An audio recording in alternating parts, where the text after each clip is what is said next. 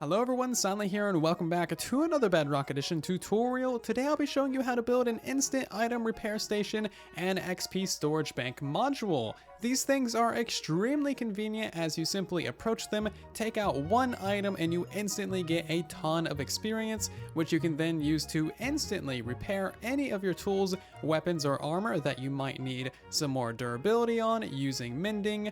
Or you can just put that experience directly into your XP bar for enchanting or whatever you need to do. These are extremely useful and very versatile systems, and I think everyone should mess around with them a little bit. Now, there's a lot of details that actually go into making one of these systems really good. There's a ton of different fuels in Minecraft, and there's also a ton of different things that you can smelt, and all of those fuels have different properties, and everything that you smelt gives you a different amount of experience. It can be rather daunting, and there's a lot of research that can go into it. Lucky for you, in today's video, I'll be giving you a quick breakdown of what is the best items to smelt for an XP storage bank, and also what are the best fuels that you can get very easily in mass. This instant item repair station and XP storage bank relies on a very simple mechanic that's been around for a few updates. However, it was broken on Bedrock Edition for the longest time, and I kinda haven't messed with it since. Anyway, that is the feature that furnaces, blast furnaces, and smokers remember every single item that they have smelt and store all of the total experience inside of them, even if you take the items out with a hopper. So this furnace right here has smelted a couple thousand pork chops. As you can see, we have a really damaged pickaxe. It only has one durability. If we take this pork chop out, you'll see that the pickaxe is now completely mended, and we also gained 21 levels. So as you can see, this is a pretty powerful system. All you really need to do is smelt a ton of items, and I mean thousands upon thousands upon thousands of items for this to work. Of course, the mechanism for that is extremely simple. This tutorial will not have any redstone at all, and this is the entire system right here. However, there's a lot more that goes into it. So of course, in Minecraft, there are dozens upon dozens of things that you can smelt down in a furnace, and every single one of those things, it gives you a different amount of experience. And there's also a couple dozen different things that you can use as a fuel source. All of those are varying degrees of difficulty to acquire, and all of those smelt a different amount of items. I could go through every single one of those, but this video would then be hours long and a total waste of time. So instead, I've gone through and I've picked out the 4 best things that you can smelt down in a furnace to get experience from. These things are relatively easy to get in mass when farming, and they also give you a good experience return as well. And I've also picked out the 4 best fuel sources in the game that are extremely easy to get in mass and also smelt down a good amount of items from them. They also require very little crafting or very little hassle, and overall, the idea behind this tutorial is to give you a very simple, easy, automatic, AFK source of experience where you don't have to mess with items that much. It's not going to be tedious. You just build it, you wait for it, and then it's done, and you have experience when you need it. Hopefully it turns out well for you guys in your world. I am interested to see how it works out for you.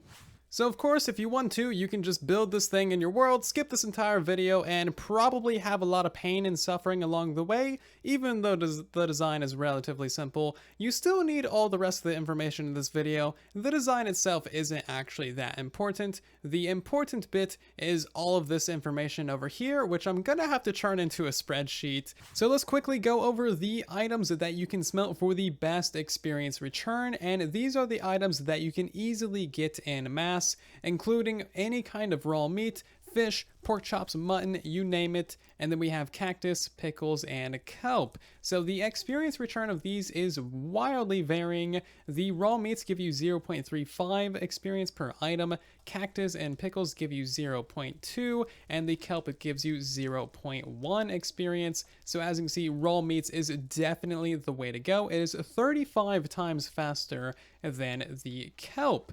Of course, the items that you need to reach level 30 is nearing 4,000 items for the raw meats, nearing 7,000 items for cactus and pickles, and nearing 14,000 items for the kelp.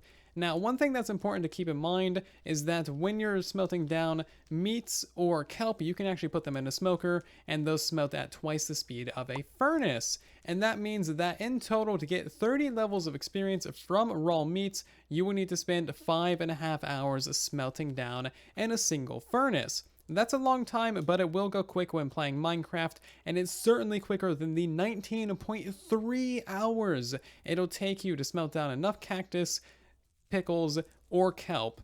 Basically, what I'm saying is, all of these other things are terrible, and you should only ever be smelting down raw meat. It is seriously the king, no matter how you cut it.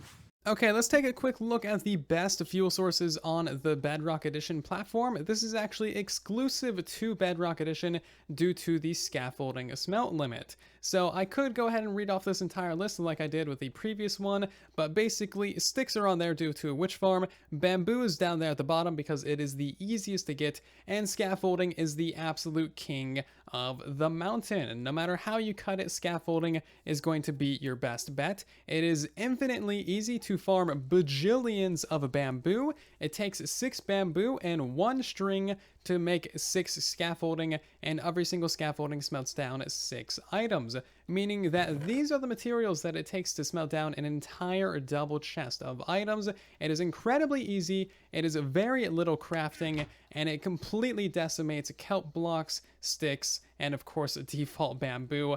Seriously, using scaffolding is 24 times more efficient than using bamboo.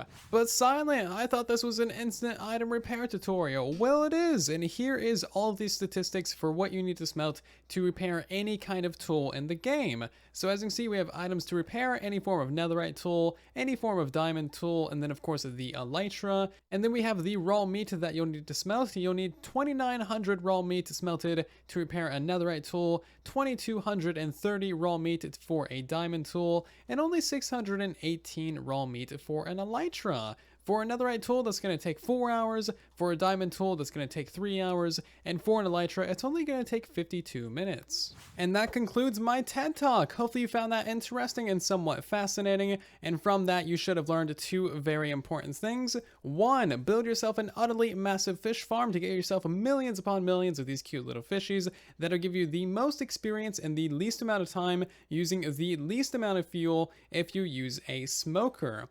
Also, you want to build yourself 2 medium-sized bamboo farms and probably just a single spider spawner XP farm to get enough string to have the best fuel source in the game. When you combine scaffolding and raw fish into a smoker, that gives you the most experience and the shortest amount of time for your instant item repair and storage XP bank system. Now that you know everything that you need to know about smelting items in Minecraft, let's actually take a look at my smelter design. Again, the actual design does not matter that much as long as you're using fish or some form of raw meat along with scaffolding and a smoker, you will be doing very, very well.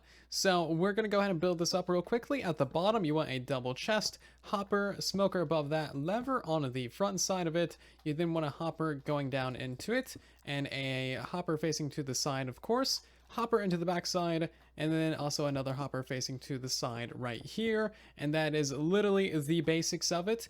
Depending on your setup, there's a couple things that you may want to customize. One is going to be item distribution. Again, depending on your setup, you may just want a hopper line going across the front with a double chest. This is going to be for all the items that you want to smelt, and then at the back side, you'll have another hopper line with another double chest, and this will be for all of your fuel. So depending on how you want your setup to be, and how much you want to deal with the actual items and how much you want to move them around, hopper lines could work just fine for you.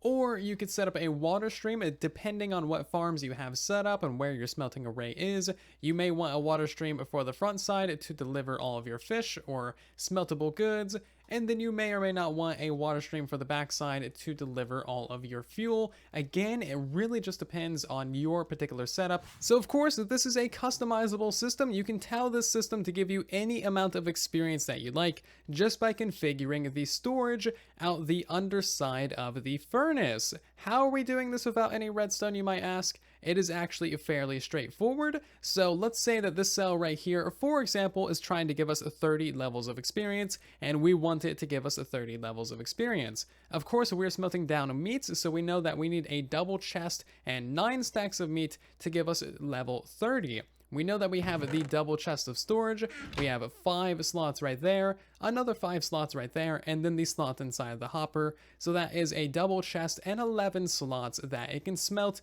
before it completely backs up and cannot smelt any more items. So all we need to do is fill in 2 slots inside of our double chest, and that'll take us down to a double chest and 9 stack of items that it can smelt. So for example, if we wanted this cell right here to only smelt a single chest of items and then completely stop and allow us to collect the experience, all you would have is a hopper underneath the smoker going into a single chest, and then you would put an item inside of 6 of those slots. 5 of those slots are because we have a hopper here, and the 6th one accounts for the slot inside of the smoker. So this system right here can only smelt a single chest of items. As you can see, it is pretty easy to tell your system exactly how much experience to give you simply by configuring the chests underneath it. So what about actually using the system in survival mode? As you can see, we have 5 furnaces going away smelting items for us, but this one over here has stopped smelting.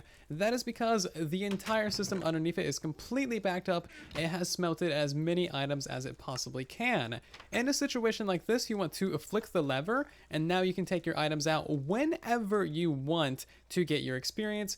So now what you need to do is you need to get rid of all these items that are in the hoppers and in the double chest as well. As you can see, I have set up a very simple water stream system just to send all the items into fire. Of course, you do not need to send your precious smelted items into fire. You can send them into other storage, a crafting station, whatever you want to do. The idea behind the water stream is so that you don't have to interact with the items and touch them, because that is painfully slow and kind of gross.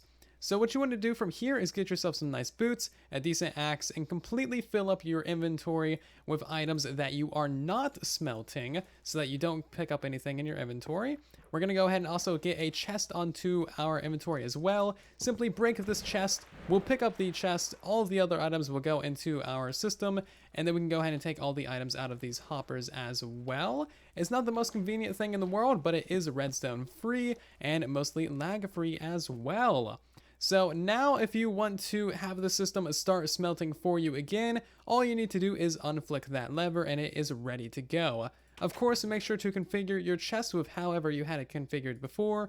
If you have any questions, comments, or concerns about this instant item repair station or XP storage bank, of course, please let me know in the comment section down below. I love hearing from you guys, and I love your honest feedback about all of these tutorials and builds and contraptions.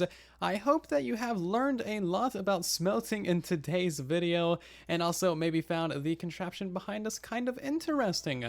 Of course, if you did, make sure to leave a like on the video as it helps out the video and the channel significantly. I certainly do appreciate it. If you're new here and you would like to see more tutorials like this in the future, then of course make sure to subscribe. Thank you very much for doing so, and I will see you all down that comment section and in the next one. Thank you again for watching, and then there was silence.